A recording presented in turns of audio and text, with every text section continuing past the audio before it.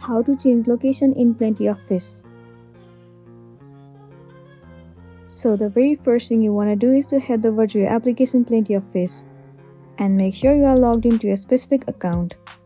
Once you are in here, tap on your profile at the top right corner.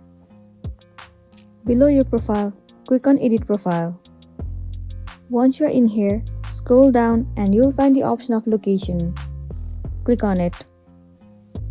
It will show you the current location that you have set. In order to change it, all you want to do is click on it. Different countries will be available to you. Click on the country that you want to set. So let me select the country to United Kingdom. And there you can see that the country has been set to United Kingdom. Now you also need to change your state, city, and zip code. Once you have entered all those locations, tap on the stick icon at the top right corner. And then your country and the location will be changed successfully. Similarly, you can set the location to anywhere you want to, and then you'll be good to go. So that's it, and this is simply how you can change your location on Plenty of Fish account. I really hope this video is going to be helpful for you. If it does, please make sure to like and subscribe to our channel. Thank you for watching it till the end.